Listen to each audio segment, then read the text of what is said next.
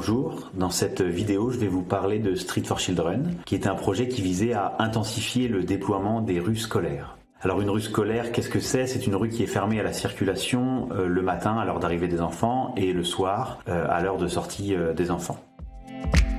C'est pas mon idée, je travaillais déjà sur le développement de la marche en ville et un confrère autrichien nous a proposé de rejoindre un consortium européen pour piloter l'expertise française.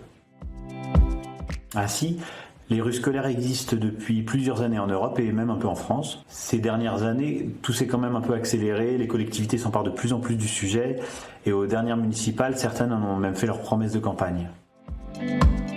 Pour crédibiliser le concept, il ne fallait pas partir seul. Dans un premier temps, on s'est associé avec un laboratoire universitaire pour inscrire le concept dans une démarche scientifique. Et on a cherché aussi à s'associer avec des collectivités qui, elles, seraient plutôt en charge de porter l'expérimentation. On a eu le soutien de l'Eurométropole de Strasbourg, de la ville de Paris, de la ville de Grenoble et aussi de la ville de Chambéry. À Indigo, nous on était en charge de mettre en place le protocole d'expérimentation et puis de mettre en place un outil d'automatisation pour cibler directement les écoles qui étaient le plus propices à l'expérimentation.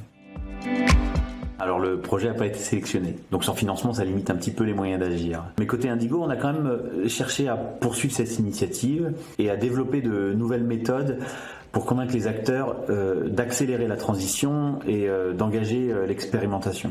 Concrètement, quand on parle enfants dans la ville, place du végétal, lutte contre les îlots de chaleur, c'est parfois des très bonnes portes d'entrée pour agir sur le partage de l'espace.